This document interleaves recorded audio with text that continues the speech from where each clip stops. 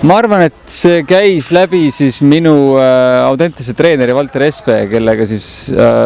Slavsova Vaiko ühendust võttis ja siis kuna ma nagu treeneri teed üldse nagu alustasin siin niimoodi vaikselt olen alustanud, et siis nagu huvi oli mul ka tegelikult kergejõustikust väljaspoole nagu vaadata ja siis kui see võimalus tuli, siis ma sellest kohe nagu kinni ka haarasin, et tegime alguses testperioodi ja nii ta on läinud praegu. Kuidas see aeg olnud on? Kuivõrd hästi jalgpallurid, meeskondliku palliala mängijad ühe kergejõustiklase näpunäiteid vastu võtavad? Näpunäited võtavad vastu väga hästi, loomulikult läheb aega, ütleme, et minu töö on siuke jõusaali pool, et ma ei ole veel nagu jooksutehnika poolt või sükest jooksu poolt üldiselt nagu veel väga nagu puudutanud, et jõusaalis nad kuulevad küll ja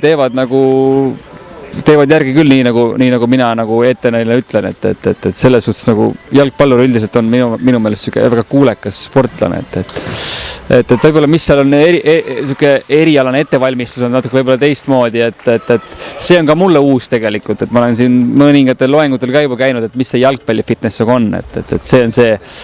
see on nagu see küsimus pigem, mis seal siuke tähtsam on, et palju vaja teha on ja ütleme, et kui jalgpallis on vaja rohkem mängida iga nädalaselt, siis kergejõustikus on natuke teistmoodi jälle, et on tähtsam võistlus on vähem, et teil on kõik mängud on tähtsad tegelikult ja minu ülesal on ka see ka, et hoida siukest keskmist taset pigem, et mitte liiga palju panna, samas ka mitte liiga vähe, et poistel nagu vorm ära ei läheks, et vormi ma ei hoida nagu lõpuni.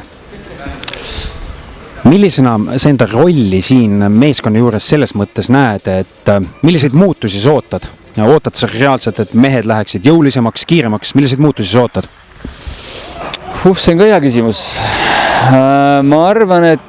siuke muutus, mida mina tahaks, on ikkagi siuke nagu enesekindlus, mis mul loomulikult tulebki läbi selle võimu, läbi selle kiiruse.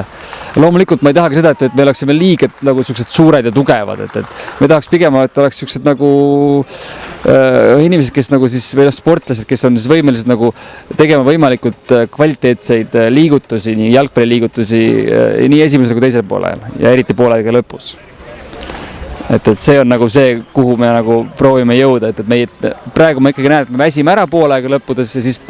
kvaliteet langeb ja me tegelikult ei mängi enam oma jalgpalli, me mängime kas siis teiste jalgpalli või käime kaasas rohkem, et meie hooaja või need poole algused on väga head, aga ma prooviks kuidagi niimoodi, et me jõuaksime ka sinna, et me oleme poole lõpus head.